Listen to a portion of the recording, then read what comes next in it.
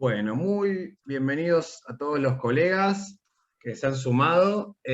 Hoy tenemos la séptima clase de estas terceras jornadas de riesgos, que son enfermedades profesionales listadas y no listadas. Obviamente vamos a entrar en lo que son dentro de las prestaciones cubiertas por el sistema, específicamente las enfermedades profesionales, que reportan una problemática y una complejidad importante, suelen ser motivo de consultas constantes en AFTE, y qué más que Mariela y Leandro, que ahora los voy a presentar formalmente para evacuar un montón de dudas al respecto. Así que antes que nada, les voy a contar la modalidad de esta clase, por pedido obviamente de los disertantes. Vamos a cambiar la modalidad que normalmente hacemos, y si bien van a estar todos muteados desde el vamos por una cuestión de orden, los disertantes pidieron que cualquier colega que quiera realizar una consulta en el medio de la disertación simplemente se desmutee y la realice. Así podemos hacer esto dinámico, sin perjuicio de lo cual, si quieren dejar una consulta por escrito, por supuesto lo pueden hacer en el chat y la levantaremos al final. Así que, nuevamente les digo, si tienen alguna duda, directamente se desmutean y hacen la pregunta, y los disertantes van a evacuarla en el momento.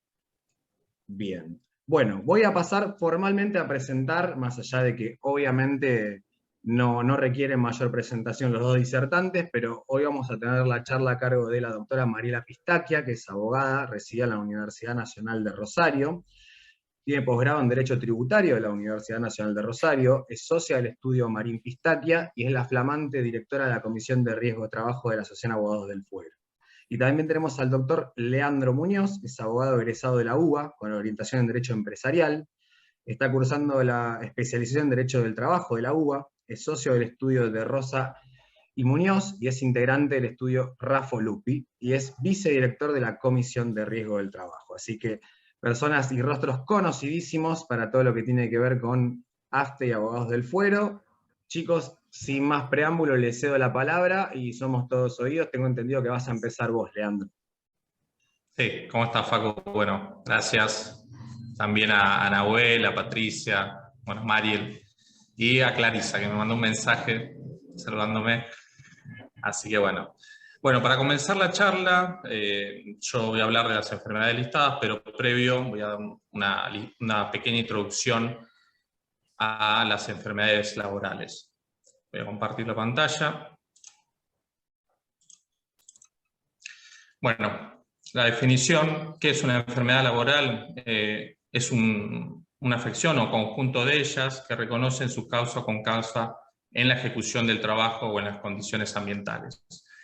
¿Cuál es la diferencia con los accidentes de trabajo? En donde no hay un componente en las enfermedades laborales de lo imprevisto, de lo violento, sino que se van incubando en el tiempo y en algún momento se exteriorizan, esto por las tareas laborales o por el ambiente de trabajo. En cuanto al sistema de coberturas de las enfermedades laborales, por lo menos advierten tres grandes modelos de cobertura.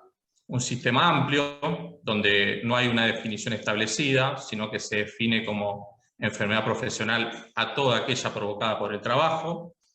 Un sistema restringido, un sistema medio, donde hay una definición y se exige un grado de causalidad directa, exclusiva, la que el sistema requiera, ¿no? Y por último, un sistema excluyente, el más restringido posible, ya lo sabrán, es aquel donde hay una definición, se exige un grado de causalidad y además se enlista aquellas que son consideradas como profesionales y que van a estar cubiertas por el sistema. En cuanto a nuestro sistema de cobertura de enfermedades, ya de entrada comenzó siendo un sistema excluyente. Ya la primera ley especial de riesgo del trabajo, en realidad de accidente de trabajo se llamó, daba cobertura a enfermedades profesionales, las cuales eran 14, después se le adicionaron 4 más, pero la cobertura solo estaba limitada a estas enfermedades.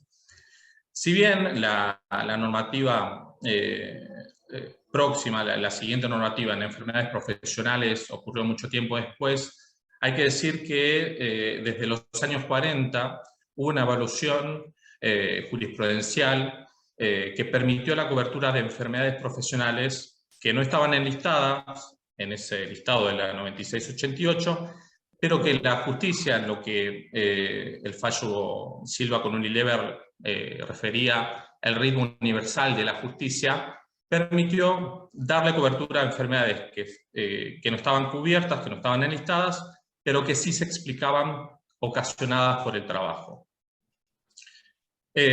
Como decía, la próxima ley respecto a enfermedades profesionales, la ley 18913 de 1970, sustituyó el listado taxativo de enfermedades profesionales por un criterio abierto.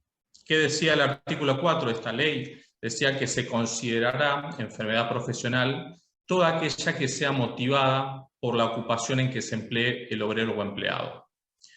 Tiempo después, el decreto incluye un nuevo listado, el decreto reglamentario de esa ley, incluye un listado de enfermedades profesionales y además se crea un nuevo criterio interpretativo para compatibilizar este decreto con el espíritu más amplio de la ley 18913 en comparación a la ley 9688. Además, en la convivencia de estos sistemas, de esta cobertura más amplia, la jurisprudencia respecto de las enfermedades listadas no requería la prueba de nexo de causalidad. En cambio, en aquellas llamadas las enfermedades accidente, este concepto creado por la jurisprudencia, requería sí la prueba categórica de esa causalidad. Después, en 1988, se entra en vigencia lo que es la ley 23643, que entiendo que es el sistema de cobertura más amplio posible que tuvo el sistema, porque también apunta al agravamiento de una enfermedad de base por parte del trabajador, pero que por las tareas laborales y por las condiciones ambientales del trabajo se veían agravadas. Incluso en el texto de la ley incluye este término de enfermedades accidentes. Y en cuanto al sistema de reparación, va a utilizar el criterio de la indiferencia de la concausa. O sea que no va a discriminar si esta enfermedad era propia del trabajador o se veía agravada por el trabajo. Lo que decía esta ley era que se iba a reparar íntegramente los daños causados por esta enfermedad. Y finalmente, el último precedente antes del sistema vigente por la ley 24557, tenemos la 24028 de 1991, que deroga la 9688 y pasaría a incluir en el ámbito de protección a las enfermedades cuyo origen o agravamiento se imputen al trabajo, y en las que concurran factores causales atribuibles al trabajador y factores causales atribuibles al trabajo. Lo que modificó, sí, la 24028 es la reparación, que venía de la 23643, al poner un límite a la teoría de la indiferencia de la concausa, ya que solo se iba a reparar, se iba a resarcir aquella que era atribuible al trabajo. Y bueno, pasamos al régimen vigente, al sistema de cobertura actual, que en realidad volvemos a 1915, al listado hermético en su texto original, volvemos al pasado y volvemos al sistema cliente completamente excluyente. En su artículo 6 del inciso 2, la ley 24557, dice que se consideran enfermedades profesionales aquellas que se encuentran incluidas en el listado de enfermedades profesionales. El primer listado es 658 del 96, del decreto, el 1167 de 2003 y el 49 de 2014. Igual, básicamente, la mayoría de las enfermedades listadas se encuentran en el decreto 658/96. Y también, además de este listado, establece requisitos para considerarla también como profesional. Son requisitos, por ejemplo, establece primero la 658/96, establece una triple columna de requisitos: agente de riesgo, cuadro clínico y actividades que provocaban la enfermedad profesional. el agente de riesgo son los factores presentes en los lugares de trabajo. El cuadro clínico sería la afección definida en todos sus elementos, y las actividades, las tareas que provocaban la aparición de esta enfermedad profesional. Después, el decreto 49 de 2014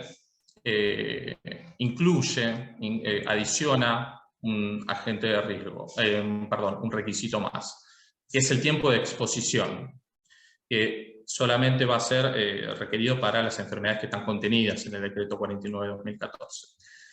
Pero, ¿qué pasa? Si alguno de estos requisitos faltaba en la enfermedad o en el reclamo, la enfermedad se consideraba como no profesional.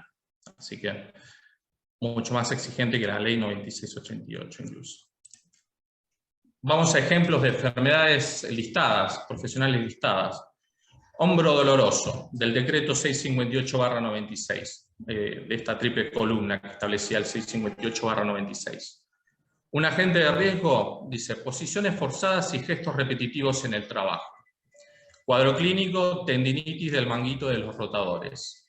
Y las actividades que pueden provocar esta enfermedad, los trabajos que requieren de movimientos repetitivos o forzados del hombro.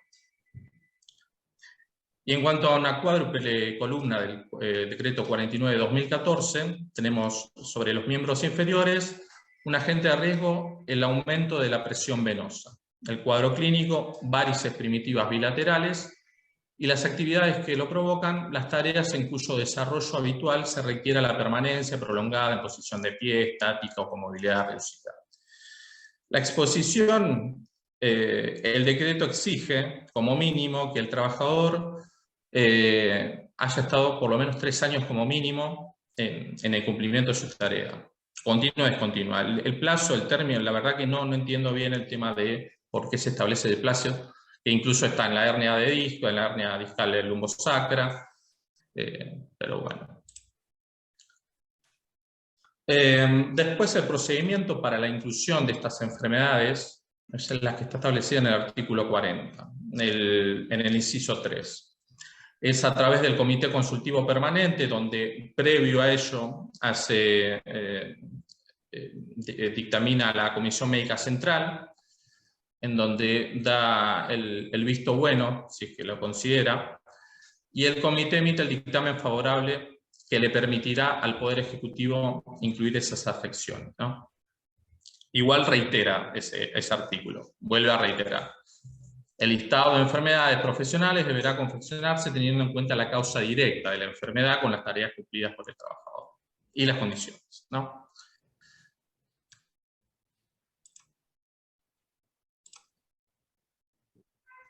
Después hay algo que está bastante, bueno, que la ley en realidad olvida, y la 26773 olvida, que son el listado de enfermedades profesionales de la OIT, donde hay una definición de enfermedad profesional, donde la considera como toda aquella contraída por la exposición a factores de riesgo que resulte de la actividad laboral.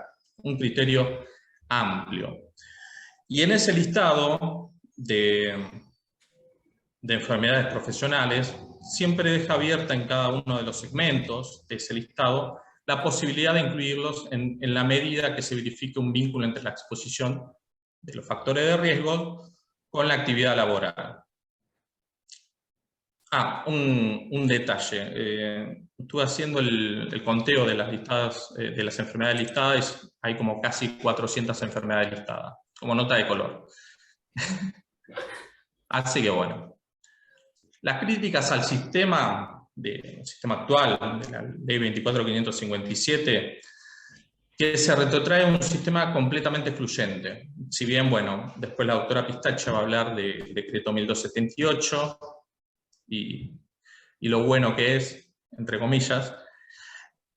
Bueno, decíamos que se retrotrae a un sistema excluyente, donde incluso esta tarea, esta dinámica del procedimiento para ampliar estas enfermedades profesionales, la verdad que deja mucho que desear. De hecho, los únicos momentos en que se ampliaron este listado fueron en el 2003 y en el 2014, y excluye enfermedades completamente atribuibles al trabajo, por ejemplo el estrés laboral, el síndrome de burnout y también otras, sobre todo lesiones meniscales en las rodillas. Después pasamos a lo que es el incumplimiento con la implementación de una estructura mixta, a contramano de las recomendaciones de la OIT y los convenios internacionales. Incluso, bueno, es incompatible con el orden constitucional y supralegal, puesta que niega todo tipo de reparación al trabajador, víctima de una enfermedad que guarda relación de causalidad adecuada. Esto fue dicho en el fallo Silva con Unilever, el famoso fallo Silva con Unilever. Y bueno, atenta contra el principio de progresividad que en materia de riesgo del trabajo fue evolucionando a través del tiempo, ¿no? Sobre todo en estas dos últimas leyes previas a la ley 24.557, sobre todo la 23.643. Perdón, Leandro, mientras tomás agua, te interrumpo porque hay una consulta que hace la doctora Carla Tufoni. Sí. Te la leo. Un trabajador Dale. Levantando una caja sufre un fuerte dolor lumbar que no le permite moverse. El empleador denuncia el hecho como accidente de trabajo. De los estudios de hernia de disco, la ART le da el alta por inculpable. El trabajador es peón de carga y descarga hace 8 años. ¿La denuncia en la SRT ingresa como accidente de trabajo o debo ingresarlo como enfermedad profesional? Ahí, bueno, en particular si es hernia discal, es una enfermedad listada.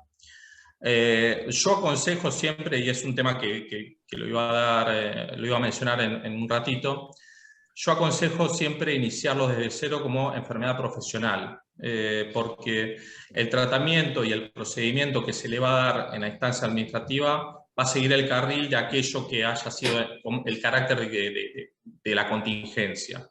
Si se denunció como accidente de trabajo, muy probablemente el dictamen médico vaya a expedirse sobre la vinculación de la hernia discal con la mecánica del accidente en particular. Si obviamente, si los antecedentes, si el trabajador obviamente supera este piso mínimo, estos 3 años mínimos en el puesto de trabajo, y sobre todo las tareas que hace son de esfuerzo y a diario, sí, es una enfermedad profesional, listada sobre todo. Así que se denuncia como enfermedad profesional listada y el procedimiento, el trámite es el rechazo de la contingencia ley 27.348. En el caso de que lo rechace. Puede pasar que se denuncie la enfermedad profesional, la hernia discal, la presencia de hernia discal, y que la ART no lo rechace o que rechace extemporáneamente. Ahí va a estar aceptada la enfermedad profesional y seguirá el carril, por ejemplo, si le da el alta sin incapacidad, tendrá que iniciar el trámite por divergencia en la determinación de la incapacidad. Lo que puede ocurrir también es que la ART dé el alta y considera que tiene secuela incapacitante. De ahí va a pasar que, bueno, va a citar al trabajador a la evaluación, quizás a firmar un preacuerdo, y se puede firmar un preacuerdo o expresar la disconformidad. En el caso de firmar preacuerdo, el trámite va a ser por valoración de daño. Si no hay preacuerdo, el trámite va a ser por determinación de la incapacidad. Pero volviendo a la pregunta, sí, yo considero que es necesario denunciarlo como enfermedad profesional. Perfecto. Leandro, te hago otra pregunta, a ver si la podés responder. ¿Cuál es la diferencia entre hernia discal y lumbalgia? Lumbalgia. En realidad, lumbalgia es el síntoma, no es el cuadro o la lesión en sí. La hernia discal es este cuadro clínico, bueno, y incluso dentro de las hernias discales, o lo que se llama las discopatías, tenemos protrusiones, extrusiones. Lo que entiende la SRT es el criterio más restrictivo. La hernia discal, que es la rotura del anillo fibroso, bueno, pero la lumbalgia es el síntoma, no es en sí el cuadro clínico. Puede estar producido por protrusión, por lo que fuera que el estudio, sobre todo la resonancia magnética, diga. ¿Les puedo hacer una aclaración respecto a la lumbalgia, Facu? Sí, ahí está, Mariela. Sí. No, solo esto. Hay una lumbalgia postraumática que está en el decreto 659, entonces eso no es una enfermedad, sino que es como producto de un accidente justamente postraumática. O sea, tenemos en el baremo que obviamente establece los porcentajes de incapacidad de los accidentes, estipulado específicamente la lumbalgia postraumática. Tiene que haber habido algún trauma, ¿no? Tiene que haber habido algún golpe, una caída, algo que lo justifique. Pero bueno, eso está en el 659. Acá estamos en el 658 como enfermedad hasta la hernia. Es nada más que eso, gracias. Excelente, son casi médicos, chicos, la verdad, extraordinario. Uno se va volviendo pseudomédico, sí. En esto de tratar de ver, de analizar un estudio, una resonancia magnética, la verdad que... Sí. Vamos igualmente a recomendarle, por favor, a todos los colegas que al momento de impugnar las pericias traten de consultar con un perito eso desde ya, sí. Pero sí, es cierto, como dice Leandro, que uno de tanto leer dictámenes tiene que entender ciertos conceptos. Sí, estaría ejerciendo la medicina ilegalmente. También hay libros, Lean, el que vos me recomendaste de Magaloni está muy bueno. El libro de Magaloni es muy bueno, lo recomiendo mucho, sobre todo porque se dirige y analiza lo que es el decreto 49/2014. Es muy bueno. Sí. Bueno, ¿sigo con la charla? Bueno, sí, por supuesto, Leandro, sí. Bueno, sigo. Lo último de la 24.556, no hay que olvidarse la prevención. Supuestamente la ley 24.557 tenía el objetivo de prevenir, de reducir la siniestralidad, ¿no? Así que, y enlistar una enfermedad profesional, una enfermedad, también conlleva que la estructura del sistema acuda a la protección del trabajador, porque va a determinar las actividades, las condiciones ambientales que pueden producir esa enfermedad en particular. Y sobre todo para tratar de evitar el padecimiento o minimizarlo, ¿no? Bueno. Ahora voy a pasar al procedimiento en particular de las enfermedades profesionales listadas. A ver cómo es esto.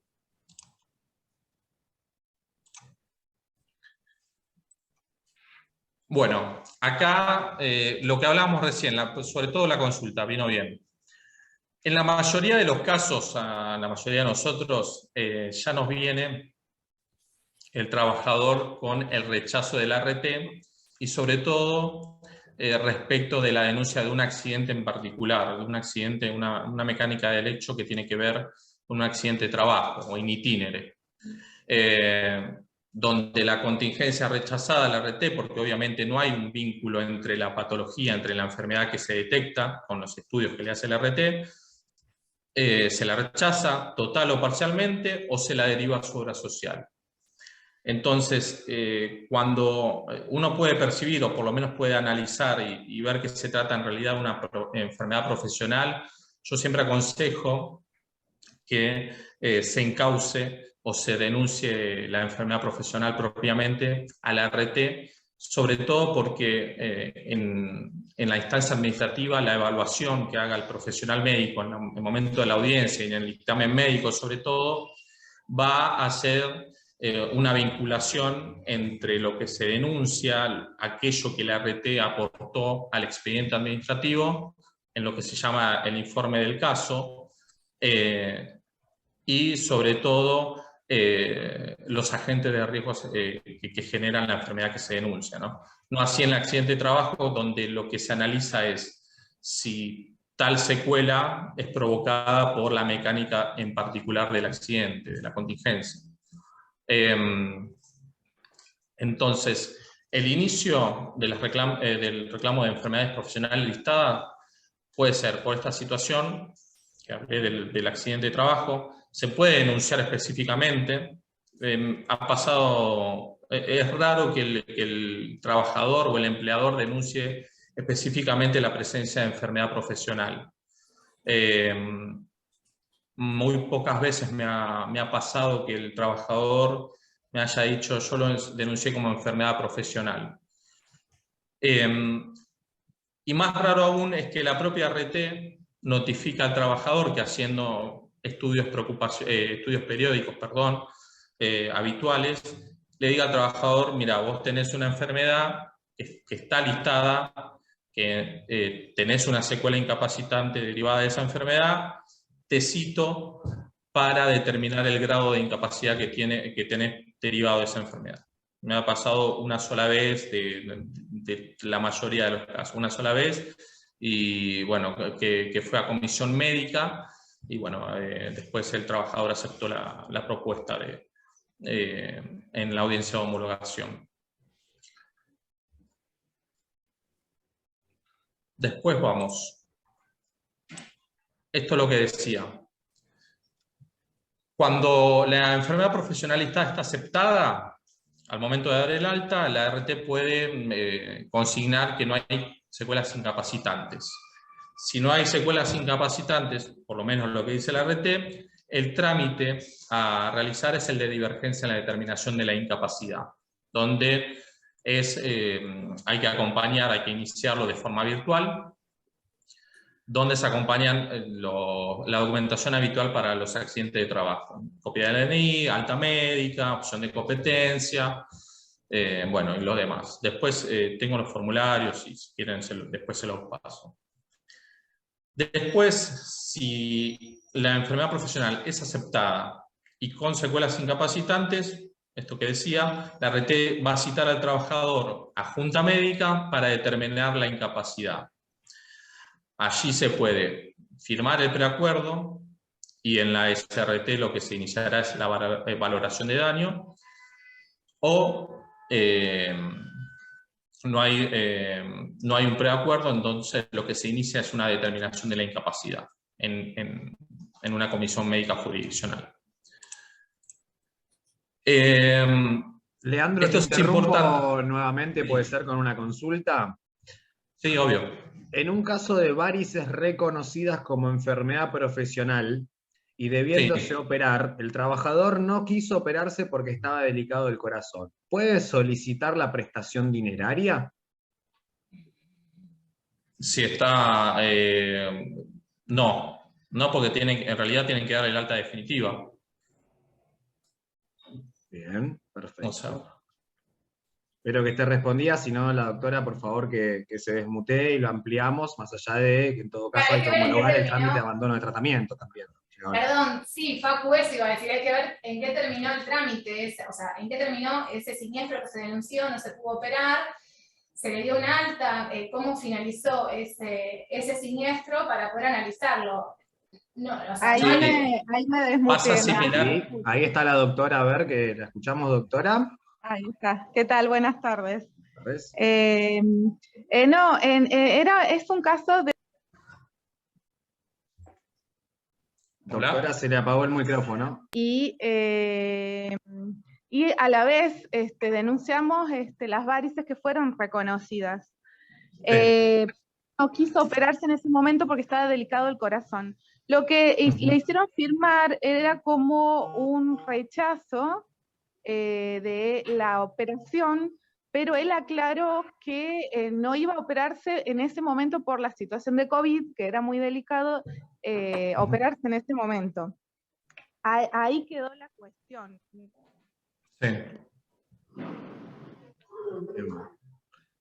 Ahí justo me llamó por teléfono, no sé si se escuchó.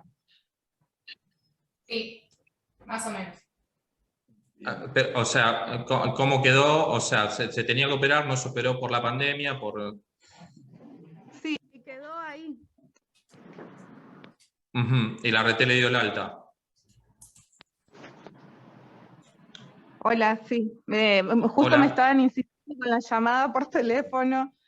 No, quedó, no hubo ni siquiera ni rechazo ni suspensión, quedó ahí. Claro. Alta, terminó.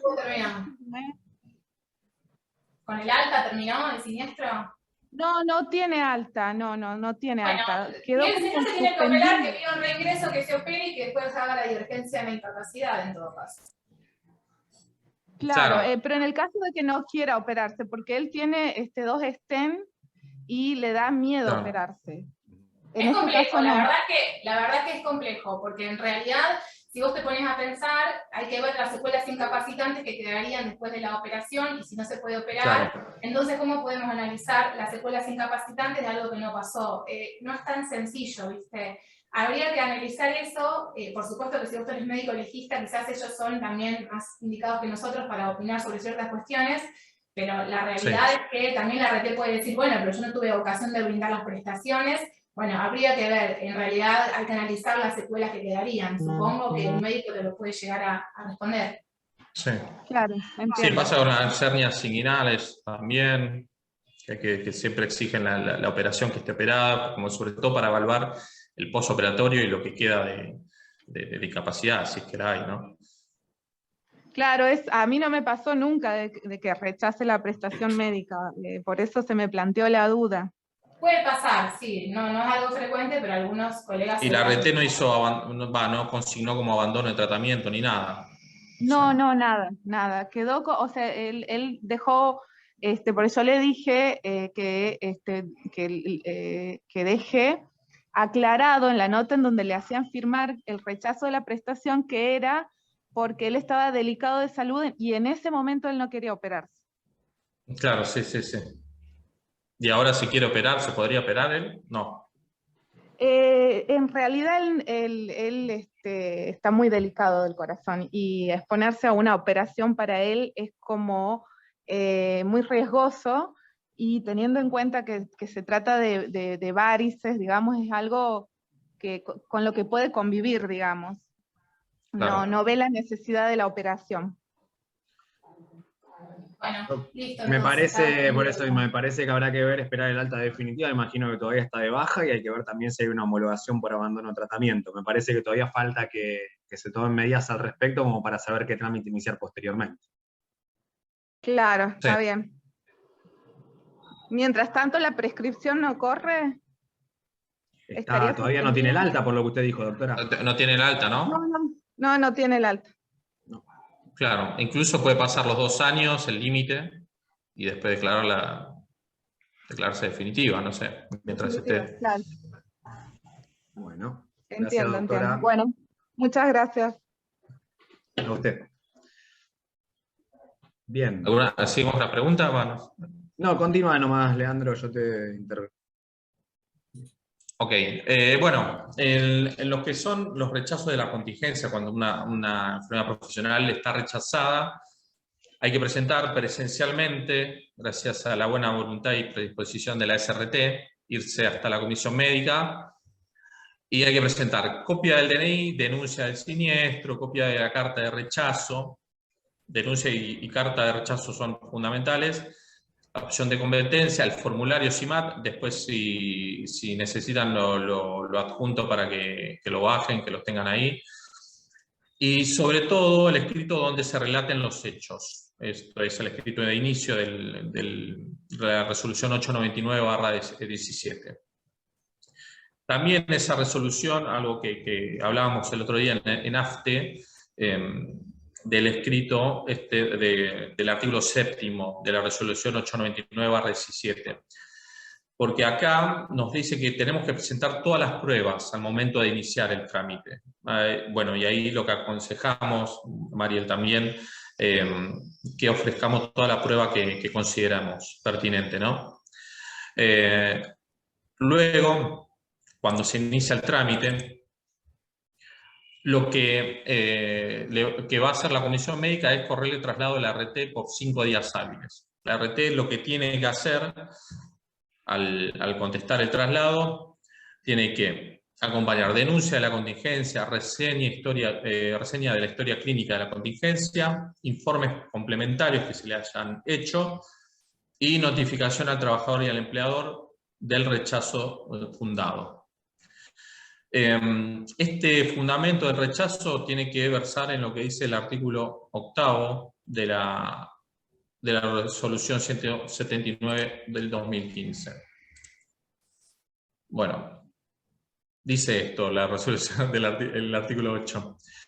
Bueno, para el caso de una enfermedad profesional, o sea, para que se considere que está fundado, el examen médico del damnificado o declaración de imposibilidad de realizarlo por causas atribuibles al trabajador debidamente acreditadas. ¿Sí? Esto es cuando se lo cita al trabajador, que pasa mucho, le llega la carta de documento al trabajador y resulta ser que tiene que ir al prestador médico del RT al otro día. Difícil que un trabajador pueda ir al otro día si tiene que ir a trabajar, por ejemplo, ya que no tiene la cobertura del RT, volvió a trabajar y no puede acudir. Entonces, la RT que va a hacer, como está ahí jugado con el plazo de la citación, de la evaluación de esos 10 días, lo rechaza porque hizo abandono de tratamiento o no se presentó a ser evaluado por la denuncia que hiciera. El punto 2 es los estudios complementarios realizados por la RT o aportados por el trabajador en caso de corresponder. Punto 3, exámenes médicos de salud realizados al trabajador en los términos de la resolución 37D, o sea, los periódicos. El mapa de riesgos del establecimiento de efectiva prestación de servicios correspondiente a cada uno de los periodos vencidos en que el vínculo laboral se encontrará vigente, y que tiene que contener el análisis y evaluación de riesgos por puesto de trabajo y la nómina de personal expuesto declarados por el empleador. Punto 5, el relevamiento de condiciones y medio ambiente del trabajo, el CIMAT, que es diferente al CIMAT que nosotros presentamos cuando iniciamos. Y esto es lo que decía el punto 6, la inexistencia del damnificado a la citación realizada por la RT, acreditándose en forma fehaciente. O sea, con el acompañamiento de la carta documento del rechazo, de la citación. A ver por dónde vamos. Bueno, acá lo que va a haber, una vez que se acompañe toda la documentación, tanto del trabajador como del RT, va a haber un dictamen jurídico previo, está contenido en la resolución 179 del 2015, y de no mediar alguna observación de este dictamen jurídico previo, donde habla sobre las pruebas ofrecidas, el análisis de lo que se está reclamando, si se cumplió con toda la documentación, pasa al área médica y ahí se citará a las partes a la audiencia médica de acuerdo a lo previsto en el artículo 6. La audiencia médica habitual que tenemos en las comisiones médicas jurisdiccionales. Igual, con la resolución de 2021 de la SRT, esta audiencia médica fue suplantada en la posibilidad, en la medida que se pueda, por el informe técnico médico de la resolución 2021. Básicamente la principal fundamentación de la presidencia de la audiencia médica es en la medida que la patología exhibida por la parte trabajadora pueda ser verificada mediante la prueba documental acompañada o a través de la realización de nuevos estudios médicos de diagnóstico. Así que mediante esta resolución, mediante este artículo 11 de la resolución 2021, puede prescindirse esta audiencia médica y pasa a formarse, a expedirse mediante este informe técnico médico. A mí me ha pasado en un caso que no citaron al trabajador a audiencia médica, sino que dictaron este informe técnico médico que dijo: el trabajador posee esta patología, es una enfermedad listada y la RT tiene que darle cobertura. Y ahí, bueno, se le mandó a la RT a reingresar al trabajador ya con una aceptación de la enfermedad, que después, bueno, le dio el alta correspondiente. Leandro y Mariela, tengo algunas consultas. Voy a empezar por una vinculada a lo que dijiste recién del tema del rechazo. ¿Deben darse todos los requisitos del artículo 7 de la resolución o alguno de ellos? En caso de que rechacen sin basarlo en alguno de esos requisitos, ¿qué hacemos? Del artículo... me imagino que está hablando de los requisitos del rechazo, precisamente, si tienen que darse todos o alguno de ellos.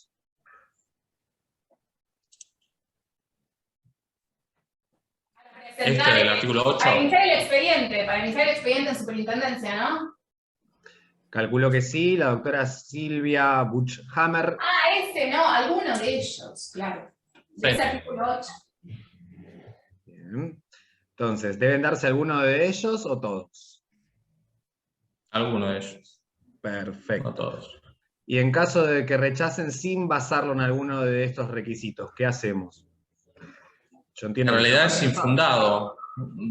Claro, el trámite al iniciarse y sobre todo al hacer este escrito de inicio, al ingresar este escrito de inicio, vamos a tener que decir la RT como fundamento del rechazo se basó en esta razón.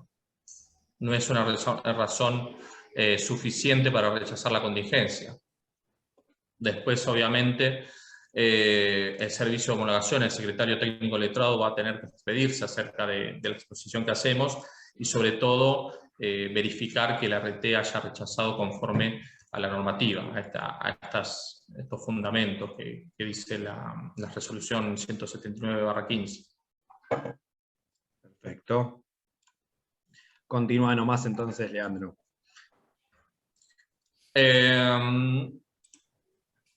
Creo que lo último. Bueno, después tenemos, por último, la disposición del servicio de homologación. En las enfermedades profesionales, bueno, va a haber una disposición del servicio de homologación. Y va a decir, si declara el carácter profesional de la enfermedad, mandará a la RT o al empleado autoasegurado a brindar las prestaciones de ley hasta darle el alta definitiva. Cuando le dé el alta definitiva, ahí lo que vamos a poder realizar ya es el trámite en sí de la divergencia en la determinación de la incapacidad. En el supuesto que la RT haya consignado que se le da el alta sin secuelas. Si considera que hay una incapacidad, una secuela incapacitante, va a suceder aquello que dije, bueno, de citar a la Junta Médica por RT para determinar la incapacidad, para ver si bueno, el trabajador acepta un preacuerdo, lo que va a derivar en una valoración de daño en la comisión médica, o si no lo acepta, bueno, la determinación de incapacidad.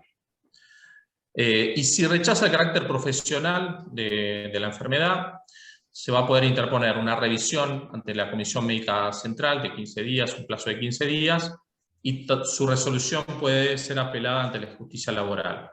Esto es todo por SRT en el caso de Capital, o en provincia por la acción del artículo 2 del inciso J de la Ley 15.057. Y ante la justicia laboral ordinaria competente, esto es en Cava o en provincia, en Cava tenemos 15 días hábiles administrativos para interponer la apelación a través del portal de la MEB de la SRT, y en provincia de Buenos Aires los 90 días hábiles judiciales desde la notificación de la resolución del servicio de homologación por la acción de revisión del 2 inciso J. Y acá se sortea directamente en el portal de la Suprema Corte de Buenos Aires. Bueno, eso creo que sería todo. Espero haber sido claro. La verdad muy claro, Leandro, muchas gracias. Después le paso PowerPoint. Sí, de eso también voy a hacer el aviso parroquial para aquellos que por ahí no lo advirtieron en otras charlas. En el link, digamos, en un comentario del video que se va a subir al canal de YouTube de AFTE, va a estar un link para descargar los PowerPoint de los disertantes, así que pueden ver el video y descargar también el material. Los formularios también, que están ahí a mano. Perfecto. Todo. Ahí está. Tengo un par de preguntas más que quería esperar a que terminaras tu disertación, Leandro, antes de ceder la palabra a Mariela, para que en todo caso a ver si la pueden responder cualquiera de los dos. Si la denuncia del accidente la hizo el empleador, ¿qué llevo como constancia de denuncia cuando inicio el rechazo en la comisión? En realidad la denuncia se la puede pedir a la RT al 0800, el trabajador puede llamar a la RT, es lo más práctico. En general, la CRT llama al trabajador, pide la denuncia y se lo mandan por mail. En general, la verdad que en ese sentido se puede conseguir bastante fácil. Eso. Perfecto. Tengo otra pregunta un poco más larga, pero a ver.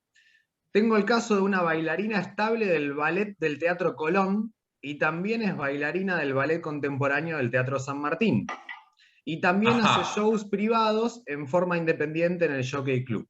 Tiene un cuadro de síndrome de dolor patolofemoral. Tiene 2 ART distintas y una se lo rechazó. ¿Puedo iniciar el trámite con la otra? ¿Qué aconsejan ustedes? La respuesta es que sí. No, Leandro, no sé qué opinás vos. Sí. O sea, la denuncia se hizo una sola RT. O sea, no... Porque acá la verdad es que... Sí, hay como varios empleadores, pero en sí... Pluriempleo. Claro, exactamente. El tema es que se desempeña y realiza tareas o sea, iguales en todos los puestos.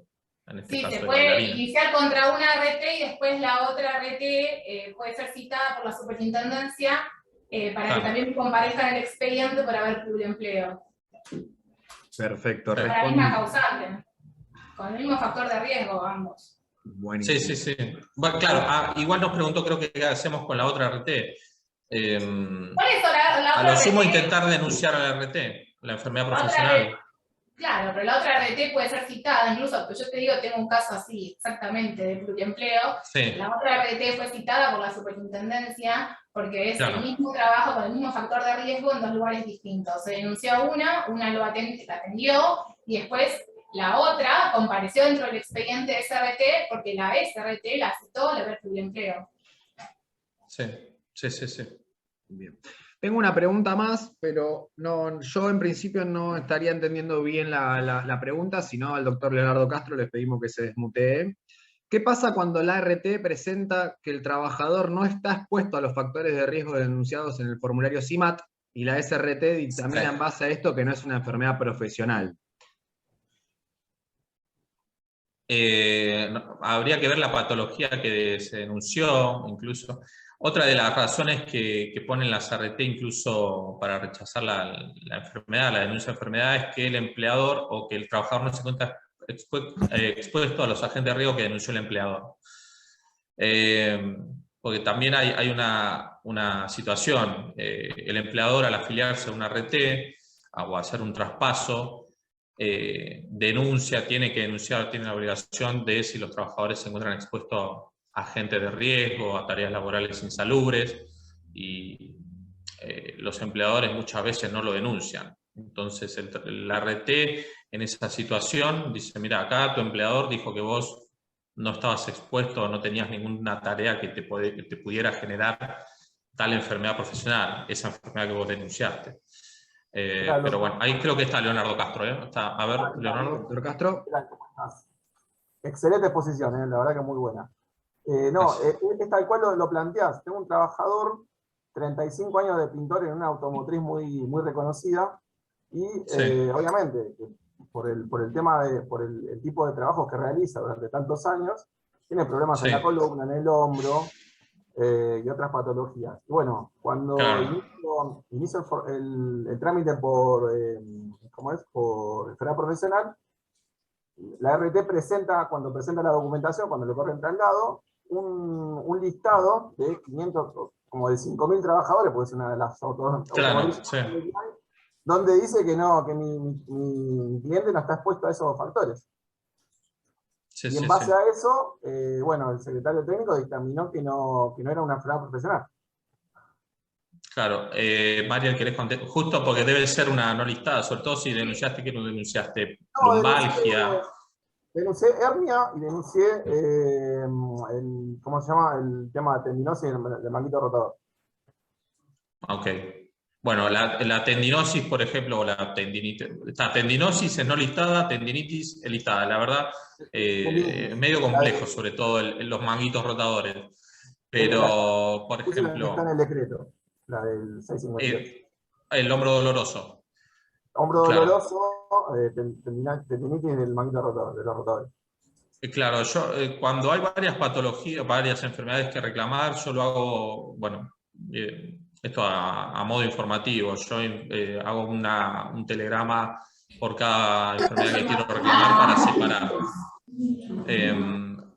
Pero acá, capaz que en los estudios que le hizo la RT o en el resultado de los estudios, surgió que la hernia discal no era sobre el segmento L5-S1 o era una protrusión y no era específicamente un cuadro de hernia discal. No sé, Mariela, si coincidís.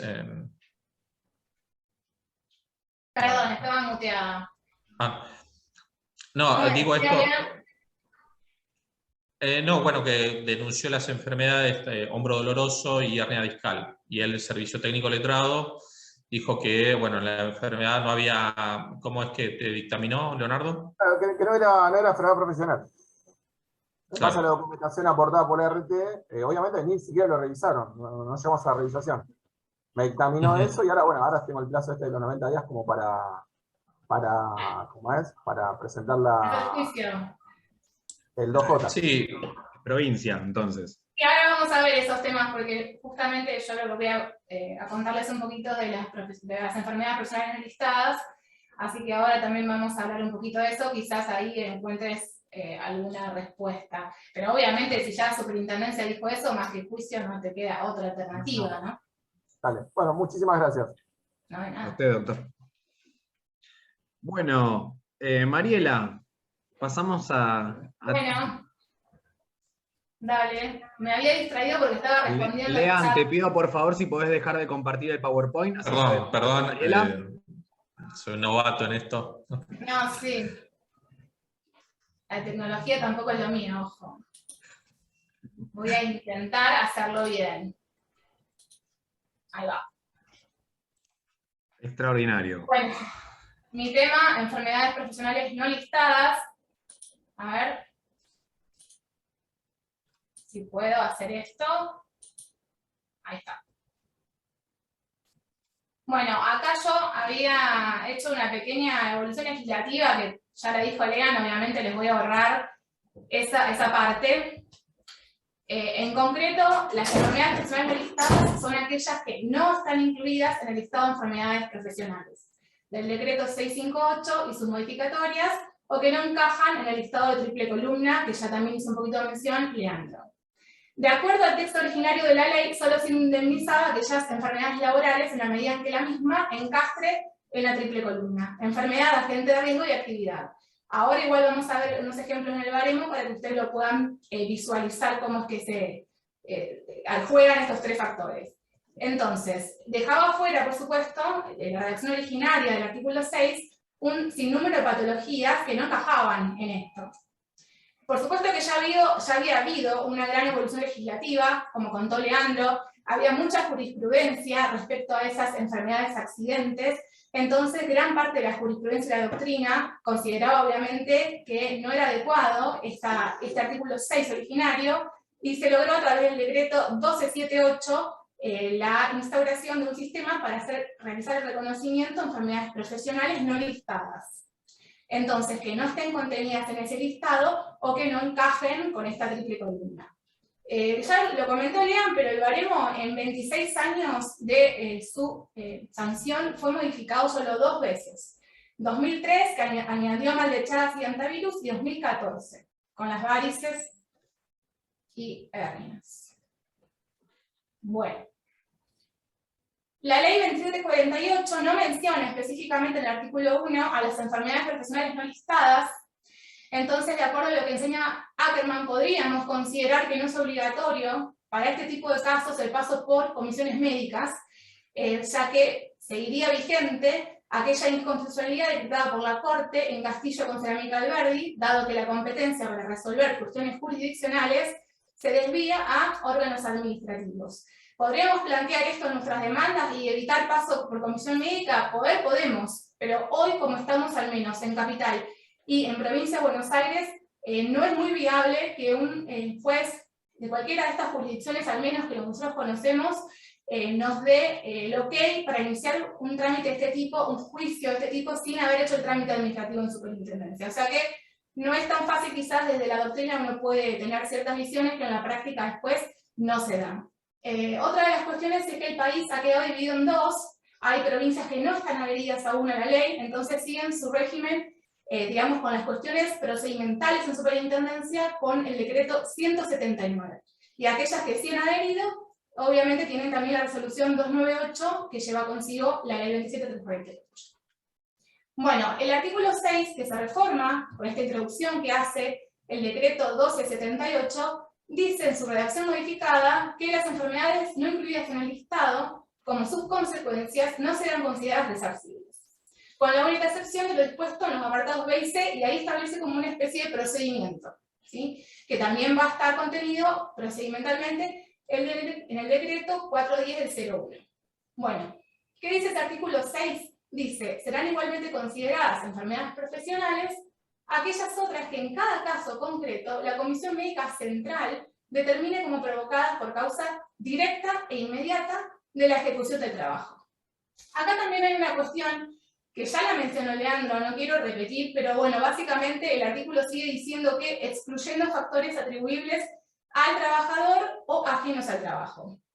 Hoy en día, más allá de todo lo que ha pasado jurisprudencialmente y con las leyes que hemos tenido de riesgo de trabajo, la teoría de la indiferencia de la concausa, digamos, sigue existiendo para nosotros en la ley 24.557. No estamos, o los jueces, digamos, no están autorizados a discriminar entre aquellas causas que pueden ser propias del trabajador, digamos, alguna labilidad para contraer determinada enfermedad, y que eso sirva para discriminarlo y que la ART no tenga que pagar, digamos, o, bueno, la prestación dineraria correspondiente en base a esa la habilidad propia del trabajador a contraer determinada enfermedad. Es importante que la única excepción que tenemos a estas cuestiones son aquellas incapacidades preexistentes, que también están referidas y mencionadas en el apartado 3, ese artículo 6, y dice específicamente que las enfermedades preexistentes deben ser también comunicadas a la superintendencia. O sea que un trabajador que haya pasado por sus exámenes preocupacionales y que el empleador pueda evidenciar alguna enfermedad, debe comunicarla. Una vez que se comunica a la superintendencia, se homologa. Entonces, si esto no existió, y en la mayoría de los casos no pasa, entonces no puede la ART liberarse diciendo que había una patología preexistente con solo ese simple hecho. Por supuesto, en la justicia estas cosas se revierten, ¿no? Pero en instancia de superintendencia a veces no es tan sencillo. Bueno, ¿cuáles son los requisitos del inicio del trámite? Se inicia con un escrito, con una petición fundada. El escrito, yo recomiendo que nosotros hagamos uno como abogados, como una especie de demanda. Y la petición fundada debe estar firmada por un médico legista, especialista en medicina laboral, ¿sí? Esta petición fundada, igual ahora vamos a ver ejemplos de todo para que ustedes más o menos vean cómo luce una petición fundada, pero bueno, tiene que tener obviamente ciertos elementos que nos vinculen ese agente de riesgo con esa exposición y ese cuadro clínico. Tiene que tener, digamos, sólidamente estos elementos para que uno pueda probar que la tarea realizada es la causante de esa patología o enfermedad. Entonces, además de este escrito con una petición fundada, la denuncia de la contingencia, que en realidad se estuvo pidiendo en un momento, después no se pedía más, la denuncia ahora se volvió a pedir, así que es importante, como igual recién decía Leandro, si no la tienen, se pide al 0800 y se manda por mail. Después, la notificación fehaciente del rechazo, que debe estar debidamente fundado, porque es igual en realidad lo que comentaba antes Leandro, del DNI del trabajador, DNI del letrado, y la credencial, por supuesto, además del formulario de signo de patrocinio, el poder y la opción de comisión médica. Esto ya lo comentó Leandro, así que lo vamos a pasar cuando se considera que es debidamente fundado. Entonces acá hay una lista de las distintas causas. En general van a ser estudios médicos, básicamente lo que pasa en la práctica es eso, estudios médicos que digan que de la resonancia se evidenció tal patología que no está en el listado, o que no está incluido en los agentes de riesgo denunciados por el empleador. Son las causas más comunes y en base a esto suelen ser rechazadas las enfermedades. Bueno, acá tenemos el procedimiento, espero que la flecha no nos maree, pero bastante sencillo, a pesar de que parece que no. Es así, se inicia el trámite en la Comisión Médica Jurisdiccional, ¿sí? Que corresponde a esa opción de comisión médica que hicimos, con toda esta documentación que recién acabo de nombrar que tenemos que llevar. Es presencial, ahora ya no se puede hacer más virtual, tenemos que ir a la comisión médica. Entonces, llevamos toda la documentación, se inicia. Luego eso, supuestamente dentro de los 10 días, yo lo puse porque dice eso en el decreto, pero por supuesto todos sabemos que no se cumplen los plazos, se puede hacer una audiencia médica presencial, pero también ahora existe la chance que se haga ese ITM que contaba Leandro, desde que se modificó el procedimiento el año pasado, por la 20 del 21, podemos tener un informe técnico médico, que considere que con la documentación obrante del expediente es suficiente y que no hace falta hacer una audiencia presencial. Entonces, en esos casos vamos a ver un ITM, que también ahora les voy a mostrar uno, y después de ahí viene el dictamen. El dictamen puede decir que esa patología sí es laboral o que no es laboral. Esas dos opciones tenemos. Si dice que sí, la RT tiene obligación de brindar prestaciones inmediatamente al trabajador y no puede ser apelada, ¿sí? Y si dice que no, obviamente ahí se nos abre también la chance recursiva que ahora les voy a contar. Cuando la RT dice que sí, tiene carácter laboral, debe requerir de oficio la intervención de la Comisión Médica Central. Es decir, que no es que nosotros estamos apelando a la Comisión Médica Central. En el dictamen de estas no listadas, de la jurisdiccional, cuando dijo que sí, va de oficio solo a la central. Entonces la central va a ser la que convalide o rectifique ese dictamen, que lo vamos a ver un poquito más adelante, ahora les cuento. Bueno, acá lo importante destacar es que no va a haber un acto de clausura. Esto es típica confusión, no solo de nosotros los abogados, sino también de los jueces. Que yo he conocido casos de colegas, que creo que Facundo vos tuviste uno, que el juez te pedía el acto de clausura de una no listada. ¿Cómo te explico que la no listada no tiene auto de clausura? Te digo que leas la resolución, viste, es como un poco complicado explicarle a alguien que se supone que tiene que saberlo. Entonces, al no tener acto de clausura, uno tiene que tratar de explicarle que no existe. ¿Por qué no existe? Porque esto va a ir por la resolución 179. Entonces, el servicio de homologación no está regulado para este tipo de trámites, sino para los trámites de la 298. Entonces, nunca vamos a tener un acto de homologación y no va a haber un servicio de homologación. O sea que, del dictamen directo, vamos a tener los plazos para los recursos. Ahora, si hablamos de plazos, y si ven 5 días, no desesperen que igual ahora les hago una aclaración, porque yo tengo el dictamen de Comisión Médica Jurisdiccional, ¿no? Que, por ejemplo, si soy abogado de trabajador, dijo que no es laboral, bueno, ¿qué hago? Tengo dos opciones. O puedo ir a la justicia directamente, o puedo apelar a la Comisión Médica Central si yo quiero, si dice que no. Como cualquier otro caso que puedo apelar a la Comisión Médica Central. Digo, no es recomendable, pero existe la posibilidad, y hay colegas que lo hacen. En ambos casos tendría 5 días hábiles, ¿sí? Ahora bien, en el caso del recurso que va a la justicia, por supuesto que la mayoría de nosotros utiliza el plazo de los 90 para la provincia de Buenos Aires. De esos 90 días hábiles que marca la ley de adhesión. Lo que sucede es que esa ley de adhesión es adhesión de la ley 27348, en donde en principio no estarían, digamos, dentro de esta ley las enfermedades no listadas. Entonces, en principio no tendría yo 90 días. Y ahora vamos a ver por qué justamente en los dictámenes de comisión el plazo es de 5 días cuando ustedes notifican. Todos habrán visto que cuando ven el dictamen abajo de todo dice 5 días hábiles. Ahora lo vamos a ver igual. También si alguno lee el decreto 410 del 2001, porque esto da a confusión, por supuesto, que es el decreto que reglamentaba ese artículo 6, este decreto establecía que el recurso, en los casos de la jurisdiccional, era solo la central, primero, exclusivamente. Y decía 10 días.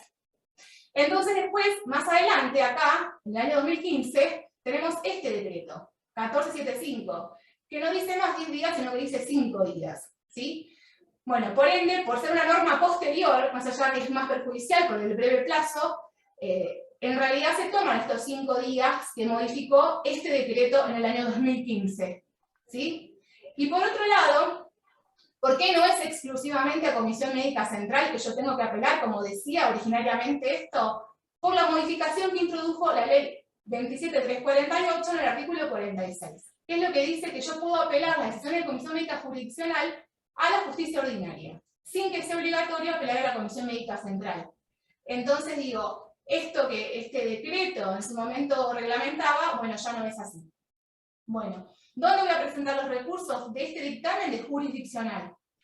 Perfecto. Si es capital, según el acta 2669, aunque también ese acta es para los recursos de la ley nueva, lo presento entonces en la instancia administrativa, lo presento en la jurisdiccional, ahí se da traslado al RT, una vez que se sustancia, entonces ahí sí se va a mandar, ¿sí? A la justicia para que sortee la Senat el juzgado. Después, en Provincia de Buenos Aires, se va a presentar en el tribunal directamente, ¿sí? No en la Comisión Médica Jurisdiccional. Bueno. Seguimos. Perdón. Bueno, acá tenemos entonces el dictamen de Comisión Médica Jurisdiccional que dijo que era una enfermedad profesional. Entonces lo mandó de oficio a la Comisión Médica Central. ¿Sí? Volvemos ahí donde estábamos antes. Entonces cuando dijo que sí, que es laboral, lo manda solito a la Comisión Médica Central, ahí en la Comisión Médica Central van a emitir un nuevo dictamen. Ese nuevo dictamen puede o convalidar o rectificar lo que dijo la jurisdiccional. Si convalida la opinión, en el mismo dictamen va a decir el porcentaje de incapacidad que tiene ese trabajador, por supuesto que si es permanente, si no, dará prestaciones y después iniciará la divergencia. Y si dice que rectifica la decisión de la Comisión Médica Jurisdiccional, la RT va a dejar de dar las prestaciones médicas que estaba brindando desde ese dictamen, ¿sí?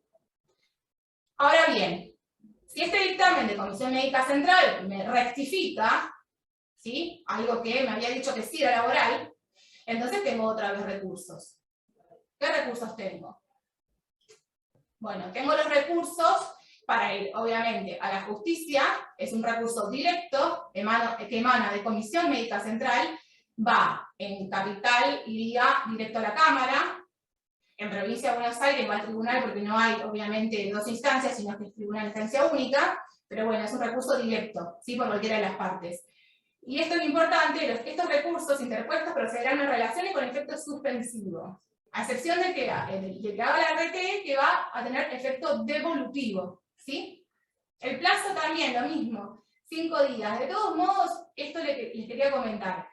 Como en Provincia de Buenos Aires, en realidad en la práctica vemos que nosotros incluso apelamos en esos 90 y raramente una RT interponga la prescripción, ¿no? Entonces, les quiero decir que en realidad en la práctica estamos utilizando la mayoría de nosotros 90 días en Provincia de Buenos Aires, pero en principio serían 5, ¿sí? O sea que la RT podría interponer esta excepción de prescripción. Bueno, esto es lo que está en el final de todos los dictámenes, esto que está acá, que les pegué. Ustedes fíjense que este es un dictamen, es obviamente una enfermedad no listada, esto fue en la Comisión Médica de San Martín, o sea, jurisdiccional, y dice 5 días. ¿Sí? Lo mismo que les acabo de decir yo es lo que dice acá, lo que van a encontrar en todos los dictámenes abajo. Bien, y acá, bueno, es lo mismo que yo les contaba antes, estos 5 días que, bueno, pueden ser 90 también, por supuesto, someter a un pedido de prescripción. Se presenta también en CABA, si es de la Comisión Médica Central, esto me falta decirles, también se presenta en la jurisdiccional, que intervino en su primer momento, en sustancia, y después se va a ir a la Senat, directo a la Senat, ahí no iría a primera instancia, ¿sí? Cuando el dictamen es emanado de Comisión Médica Central, pues un recurso directo. Bueno, casos prácticos, esto es lo más interesante porque acá vamos a ver un poco lo que estaba diciendo recién. Esto es un típico rechazo, donde nosotros vamos a encontrar una patología rechazada, en este caso, dice porque no se encuentran incluidas en el listado de enfermedades profesionales. ¿Cuál es la excusa? Pues en este caso es una resonancia magnética donde se evidencian discopatías lumbares múltiples. Múltiples significa más de una, ¿sí? El baremo las incluye siempre y cuando sea en un solo sector columnario, o sea que en este caso, bueno, lo rechaza. Esto es una petición fundada, un ejemplo de una petición fundada, donde vamos a ver que tenemos todos los datos del trabajador, el tipo de trabajo, y acá tenemos que hacer, bueno, obviamente el médico, ¿no? Pero quizás algunas cosas también nosotros intervenimos, esta relación de causalidad directa entre las tareas, el agente de riesgo y la patología. ¿sí? Esto tiene que estar en la petición fundada. Y como decíamos, firmado por médico legista o especialista en medicina laboral. Bueno, ¿ustedes ven todo esto negro acá arriba, Facu? ¿Qué cosa, María? ¿Recomendaciones, eso? Que yo veo ahí arriba, yo no veo el título. Es el cuadro de No, yo no veo el sí. título, pero ustedes lo ven. No, mientras ustedes lo vean, Sí, ya está, yo sé lo que Sí, se ve perfecto. No, yo veo acá, tengo como un tecladito acá arriba, bueno. Las recomendaciones, bueno, lo mismo que dijo Leandro. A ver, si yo voy a presentar en este caso, obviamente había habido un rechazo por parte de la RT, entonces nosotros tenemos que iniciar un trámite por rechazo, con toda la documentación que ya hicimos. Habíamos comentado que está bueno, además de la petición fundada, que es obligatoria, entre comillas ya veremos el tema de las inconstitucionalidades a esto, bueno, un escrito nuestro, ¿no? Donde uno también pueda hacer un ofrecimiento de prueba. El ofrecimiento de prueba, por lo menos para nosotros, más importante en el tema de las enfermedades son los testigos, que pueden acreditar el tipo de tareas que se hacen, la manera en que se desarrollan, las medidas de seguridad que hay, y un montón de cuestiones que son obviamente internas de cada trabajo. Es importante hacer el ofrecimiento de prueba. Nunca vi que en superintendencia, en mis casos, hayan llamado por lo menos a los testigos a declarar en instancia de superintendencia. Algún colega había leído que sí, pero a mí nunca me pasó. Superintendencia Sí, no sé. de trabajo es restrictivo con respecto a la prueba. Sí, Lean. No, decía, sí, creo, no sé si alguno del grupo creo que tuvo una audiencia, pero sí, hay casos mínimos. Sí.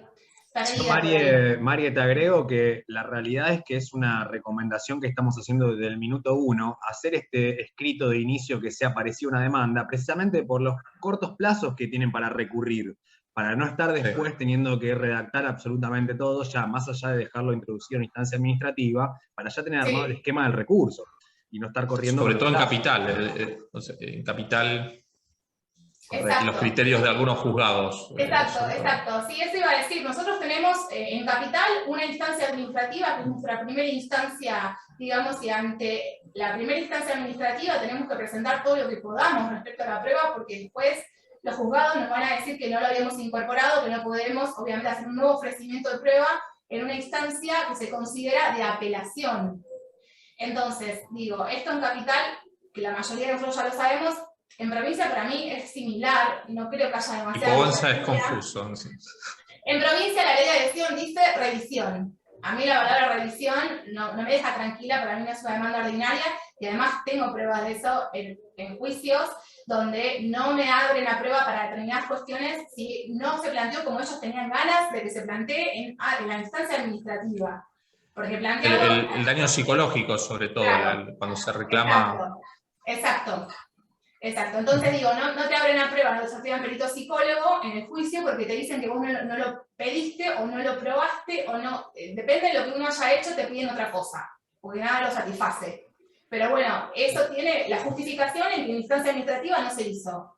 Entonces no es una demanda ordinaria que con el acta de clausura, ponerle en los casos que hay acá no, pero ya hago una demanda ordinaria como si no hubiese existido mi instancia administrativa. Bueno, esa es mi opinión. ¿Qué cosa también resulta importante? Los exámenes esos preocupacionales, ¿no? Donde se supone que si había alguna enfermedad preexistente debiera estar registrado, y después los periódicos, porque cuando hay agente de riesgo hay obligación de hacer exámenes periódicos cada determinada cantidad de tiempo, dependiendo del agente de riesgo. Entonces eso está a cargo de la RT, los exámenes preocupacionales del empleador y los periódicos de la RT, y también obviamente tienen que informarle al trabajador del resultado de estos exámenes, ¿no? Y cuando surja alguna patología deben informárselo.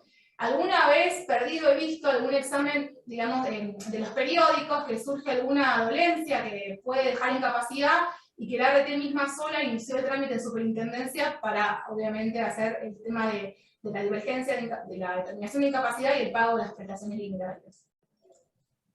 Bueno, este es un ejemplo de un expediente administrativo donde había un examen periódico. ¿Por qué? Porque había un agente de riesgo que estaba denunciado por el empleador. En este caso, sí, es gesto repetitivo de extremidades superiores. Entonces la RT acompañó esto dentro del expediente administrativo, diciendo, bueno, sí, el empleador dice que hay. En este caso era una enfermera, ¿sí? La persona que estaba iniciando este trámite de enfermedad no listada.